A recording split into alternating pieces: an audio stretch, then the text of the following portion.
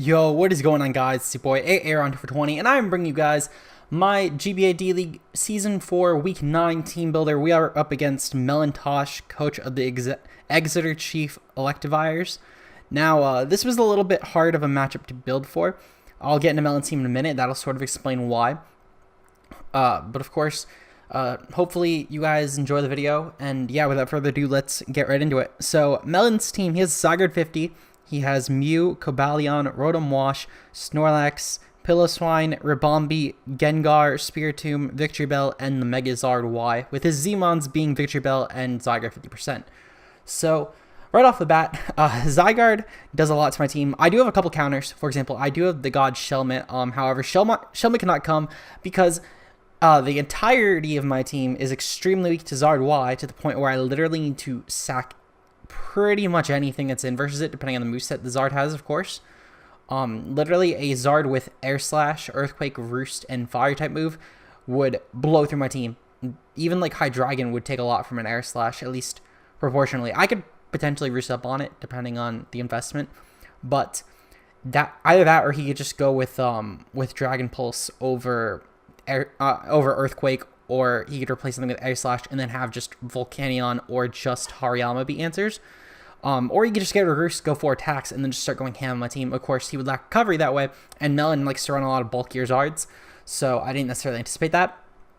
Another thing to note is that Zygarde at +1 could be very detrimental to my team. I do have Shelmet, of course. Shelmet is a very, very solid Zygarde answer, but as I said, don't want to try and make this team extremely Zard weak, even though it's going to be anyway. First up here, we do have Burn our Hydreigon with Dragon Pulse, Dark Pulse, Roost, and U-Turn with the Habanberry. I figured this way, even if Zard is at +1 or if it's just a no-boosted Outrage, he cannot actually kill us with this, and we're going to do a decent amount of damage to Dragon Pulse. Of course, if he just goes for the Z move right off the bat or just a normal Outrage right off the bat, we guarantee outspeed him. If he's at +1, well, then I just got to do a lot of damage and then bring in something later on to pick it off. Overall, though, it does allow Hydreigon to actually take on the Zygarde at all. Also, something such as the Mew cannot really do a ton because I could just Dark Pulse it. I almost brought Taunt this week. However, I figured that keeping up momentum versus Melon in any way, shape, or form that I could would be very nice. For example, it could help me with going for U-Turn on something like, let's say, Zard, which I actually do turn 1 in the game. I will get into that more in the game. And I could switch into one of my better switch-ins than Hydreigon would be to take on Zard, because while I can at least do something to the Zard, it's really not preferable to have Hydreigon in, especially because Zard actually has a fair amount of special bulk. But overall, though, this thing is mainly meant for something like a Zygarde or the Mew. However, it does help with other Mons on the team, such as the Gengar. It even does a fair amount of damage versus things like Piloswine, though, of course, definitely not the preferred Mon for it to stay in on, just more so if I had to. Next up, I have Akiza, our Roserade, with Calm Nature, with Spike, Synthesis, Toxic, and Gudra. Spikes do a lot to Melon's team, not gonna lie. He does have, of course, Rotom and also the Zard-Y that are immune, but a lot of his bulkier Mons, such as Zygarde, Mew, Cobalion, Snorlax, Piloswine, etc., they all take a lot from Spikes, and besides like the Mew, none of them have reliable recovery necessarily. Mew, of course, does have Roost and Soft Boiled, but Lax is relying on Berry or Rest Set, and nothing else even has recovery of those that I am aware of. Toxic, of course, is very nice, as it does help with things such as the Mew getting poisoned, of course, and helps wear down a really fat defensive Mew, because that has a really solid matchup versus me. It also helps with Zygarde, because if I can get the Toxic on the switch-in on the Zygarde, then if he's a sub-Zygarde, then he's just going to be taking damage by the sub anyway. Toxic Spikes, I almost brought those. However, this also allows me to Toxic the Rotom Wash as well, and if I just brought Toxic Spikes, then Rotom would be immune to that. And also, Spike stacking does bait in the Rotom to clear off hazards, which then I can Giga Drain, or if he brings it in later on to Defog, I have a free switch into Roserade here to just set up more Spikes as he's forced out. Next up, we have Jesus, our Thundurus, with the Timid Nature, with Nasty Plot, Hidden Power, Ice, Focus Blast, and Thunderbolt, with the Fightinium-Z. Fightinium-Z does allow us at +2 to guarantee break any variant of Snorlax besides Spidef Choppleberry, and also helps us break any variant of Piloswine at all. So between the two of those, I figured that was very helpful, as they're probably his two best Thundurus answers, or at the very least, the two best switch-ins, because things like Mew get beaten 1v1 at +2, Zygarde takes a lot from Hidden Power Ice. Of course, he could be Yachi Berry, but he does take a lot from Hidden Power Ice regardless. He really just doesn't have much that wants to take this thing on, and he also doesn't actually have anything that outspeeds this thing besides besides Scarfers, of course, and also he does have Rabombi and Victory Bell in the Sun. Rabombi, however, really doesn't want to take this thing on 1v1, and Victory Bell in the Sun, well, that could very well be an answer. I don't necessarily think it's going to be his preferred one. I don't even think Victory Bell comes in this game. However, it doesn't have an awful matchup. Otherwise, he needs something to be a Scarfer or set up. Next up, we have Mio, our Mega Kangaskhan with a Jolly Nature with Ice Beam, Return, Sucker Punch, Fake Out. Fake Out does allow me to just get off nice damage if I need to on the Zard. Fake Out plus Return does guarantee kill it, unless if he's like a really, really defensive Zard. But I figured offensive Zard just does so well versus my team, I think it's probably the likely set. Ice Beam does 2-hit KO any variant of Zygarde, unless if he's max HP and decently Spadef invested, or of course if he's Yachi Berry. But I figured again, he's going to be more of an offensive Zygarde. I could see max HP just because he really, or even like near max HP, because he doesn't need a ton of speed to outspeed my non-Scarfer, so +1. But he still definitely does need some. Of course, since my team does have like Thundurus, for example, he will need some speed. Also, not only that, but I figured that the Ice Beam, again, with Jolly Nature, if I'm going to 2-hit KO anyway, I don't need to run Naive Nature to still get a guaranteed 2-hit KO anyway. So Sucker Punch also does help us pick off things like the Mew. Just fairly nice picking off Gengar, as well as Gengar with a Focus Blast could be doing a decent amount of damage to Gang. So Sucker Punch will guarantee to pick that off anyway.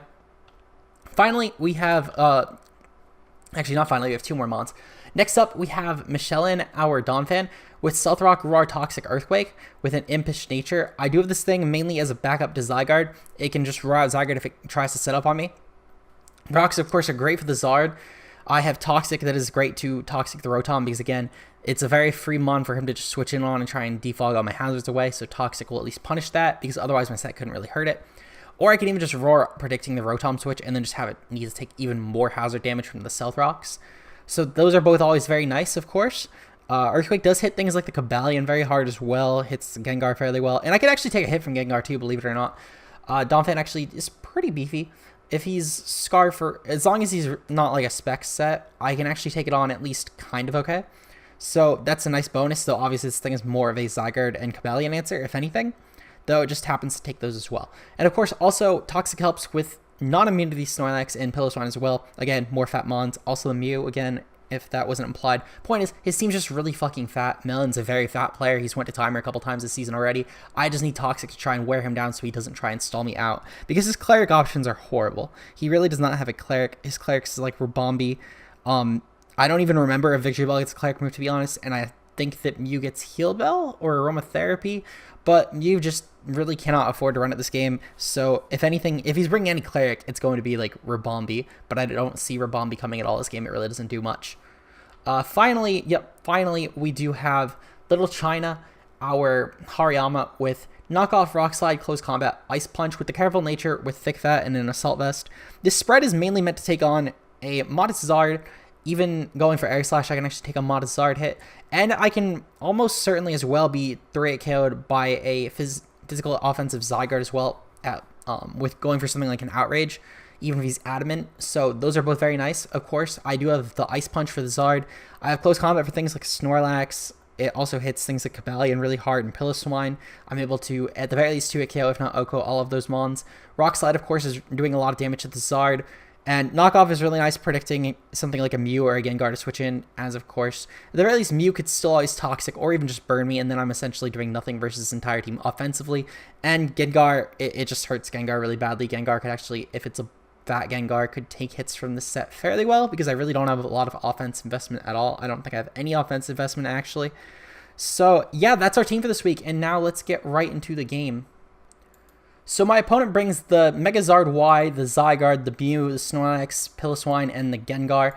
The only other mon I could have seen coming here is the Rotom Wash, but these are essentially 6 of the 7 mons I could see coming, and it really could have been any of those 7. I figured Rotom was probably going to be his Defog this week. Obviously, it's either the Mew or the Zard, but I don't get why you'd run Defog in a Zard personally. But Mew is probably his Defog this week. He does have Rotom, of course. I felt like that would have been better because it would have been a Spike immunity. Of course, Zard, I guess, would be a Spike immunity too, but Zard is also getting punished a lot worse coming in on rocks than a Rotom would be. So overall, I feel like that if his Mew is probably going to be his Defog this week. He does have rocks and Piloswine, of course, so he could also be fitting on Mew, but again, Mew is really bad for Mooselet Syndrome, so I don't anticipate it. Plus, Melon likes to run more offensive Mews, so again, didn't really anticipate it. My lead here, I think, was definitely Hydreigon, because I could pivot out pretty much anything versus versus anything on this team. Without being set up, he really can't punish me very well in general with a lead necessarily. Zard, of course, I can also try and scout for his speed and see if he's trying to run like a modest Zard and just nuke my team, or I can see if he is trying to just be timid and just trying to outpass me. Regardless, though, if he does outspeed me, then I know for a fact that he is going to be timid Zard. So I feel like my play here is 100% to lead off with Hydreigon. If he leads off with Piloswine, of course, I do have a switch into Hariyama. If he does lead off with Gengar, I'm fine taking it on. Actually, I'd want to switch out because Dazzling Leap could be a thing. But he does actually lead off with the Charizard-Y, which is, again, very solid for me. I'm allowed to scout. I'm able to scout for a potential speed stat and also try and see how fat he's going to be, as Melon, of course, is a very, very fat player. And he does Mega Evolve this turn and stay in, of course, probably because he knows that he can take out any hit from this Hydreigon with his Zard-Y. And I actually just go for a U-turn here, as of course he does Mega Evolve, get up his Drought. It really doesn't matter, besides just for nuking my team with more with Fire-type moves. So I do U-turn here.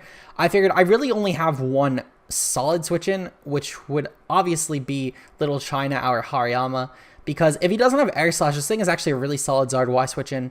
And he actually predicts me perfectly and goes for Toxic. This does worry me a lot, knowing he has Toxic on his spread, as it does now limit how long we have for this really solid switch into Zard-Y. Not only that, but he is now going for Roost, and at this point I sort of realized that there's really not much that I can do at all, because you can see here I go for the knockoff. Obviously I predicted he was going to switch out here and go into something like the Mew, because if I went for a Rock Slide here he would take a lot of damage.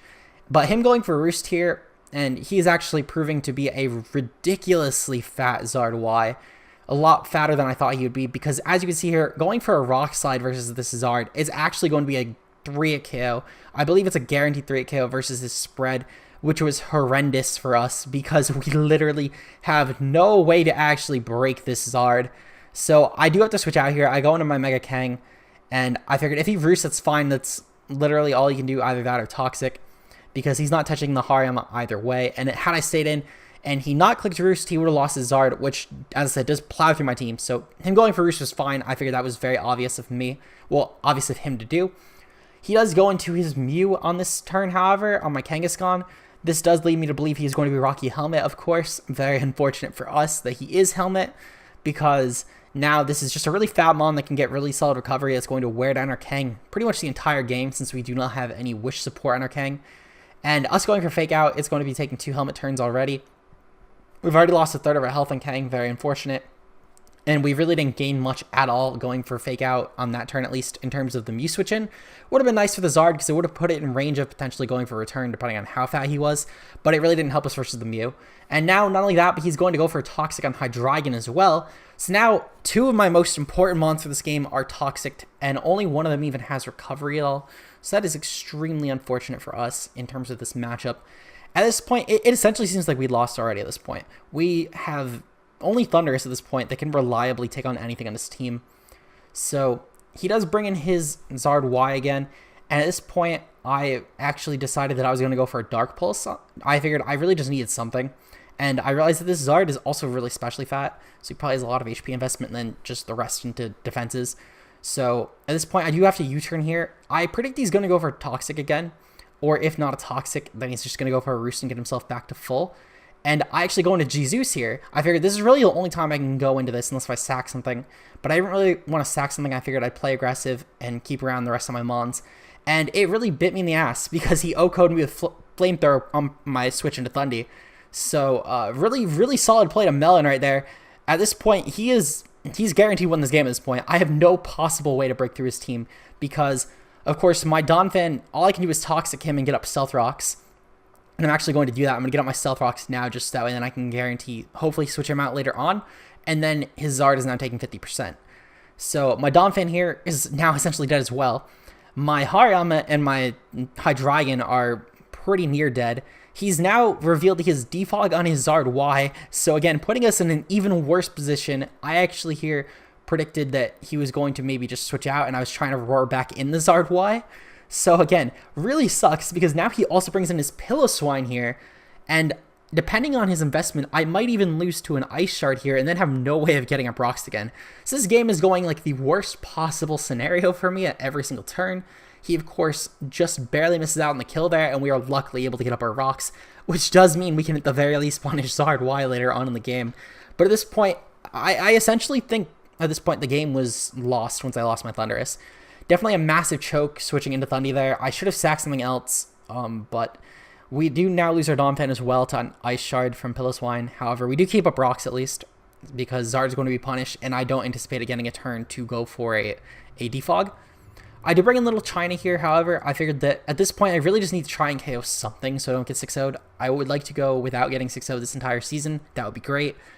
And he does go into his Zard-Y here at this point, probably trying to just defog rocks. I figure that's fine. I am perfectly content with him going into Zard-Y in this play because he's going to take a lot from rocks, and knockoff should hopefully take him out. However, he just barely lives on literally a sliver of HP.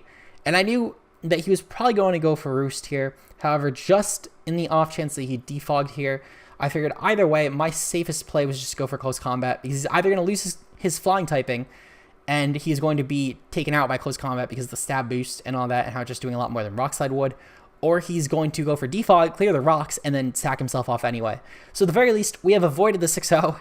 I'm content with this at this point. I know there's no possible way I can beat the Zygarde because my Hariyama is way too weakened. My Hydreigon is now in range to the point where if he's Z Outrage, he kills me off anyway if he gets to +1, which he could very easily do, mind you, because I've lost my only way to phase this thing out, and I don't exactly have switch-ins at this point. As I said, this was my switch-in, and it lost way too much damage to a Toxic Zard-Y. So I've now lost half my team. I have Hydreigon left, I have Mega Kang left, and I have Roserade left. I have Roserade left. That's my third one. At this point, he does go into Mew, of course. I'm glad that I at least have rocks up. I had also went for Ice Beam, figuring that just in case he switches into Mew, at the very least, I'm not taking helmet damage at this point. That's really all I can hope for at all. And now I got to switch out because I really need to preserve Kang at least a little bit to have even a sliver of a chance of winning if he chokes. And I go back into Hydreigon here. I figured that Burn could potentially try and 1v1 this Mew, and hopefully he doesn't have any sort of coverage for me, and maybe I can get him to switch out and just wear his team down a little more as turns go on. He's back at full with his Mew, of course, so Mew is going to be able to, again, 1v1 the Mega Kangaskhan pretty effortlessly, and he's able to switch out here, of course, pretty freely into Belowski, which is his Snorlax. And at this point in the game, I've lost any way to break the Snorlax as well. As you can see here, Dark Pulse is literally not going to do shit for damage. If I go into Kang here, again, that's not going to necessarily beat this 1v1. And however, I really don't have many other options. It's either I go into Roserade and I go for Toxic and Spikes, or I go into Kang. At this point, I decided that I was going to go into Roserade, because if he's not immunity, I could at the very least try and Toxic stall him out. That's really all I have left at this point, because Kang, if I go into Kang, it's just a free bring into him for Mew, and I take more helmet damage, and then I lose Kang. If I stayed in, I was of course going to get beaten by the Snorlax. And if I go into Roserade, I can at very least try and Spike stack and hope that he's going to try and set up a curse. Because if he's Rest Talk, I lose no matter what. I have no way to beat a Rest Talk except at this point. It is game. However, I can get up Spikes and try and pressure the last of his Mons later on in this game, and I can also then get off a Toxic, because as of course I do see him setting up here. And because he is set up to +1, I do need the Toxic off. If he was not set up to +1 and just let me get up the Spikes for free, then I could have actually potentially brought in Kang, went for a return, and possibly picked this thing off anyway. However, I didn't want to hard swap in Kang because it's already low enough as it is. So luckily though, we do have this thing Toxic, and after another turn of Toxic, we could potentially kill this thing off, even though it is at +1 with a return from Mega Kangaskhan. So that's actually very nice for us, of course. So we do go for the return here, and his Snorlax is actually going to chew this pretty well. Sadly, he is just going to barely miss out on dying to this hit, and he is going to, of course, kill off our Mega Kangaskhan here. We do just have Hydreigon left at this point, and his Snorlax is literally on the tiniest sliver of HP. So I'm going to go into Burn here, of course. I figured I can just pick this thing off. If he switches out, that's game. I really can't break something like the Piloswine if he switches it in, which of course he's actually going to switch out here and go into Roadhog his Piloswine. He did a good job at preserving this thing, I'll give him that. He did a really good job at out-prepping me this game, I'll give him that, of course. Melon played fantastically. He played this game perfectly. This is probably like the perfect scenario for him of every single turn that I made. There is no possible way it could have been easier unless if I just clicked the forfeit button. So very good game to Melon, of course. He 100% deserve this win. You guys should check him out along with the rest of the D-League coaches, link in the description below. If you guys did enjoy, leave a like down below. I don't get why you'd enjoy me getting slaughtered, but then again, a lot of my people come to see me lose every week, so that is very understandable. Next week, speaking of losing, we're going to take on Zazo. I'm really just hoping not to get 6-0'd by Zazo at this point, because Zazo's team is ridiculously scary. Zazo is a ridiculously scary player as well. And then we have Leo after that, who is currently, again, doing one of the best in the season. So again, I'm really just hoping to not get 6-0 this season. That's all I can hope for. I think I somehow managed to pull away that could choke even more than the Terrakion play last week. So, Tom, if you're watching this, you're welcome for that. You're welcome for the choke fest. I will see you next week, though, where hopefully we do not choke again versus Zazo. And also don't get 6-0'd, of course. I will see you guys then. Peace out.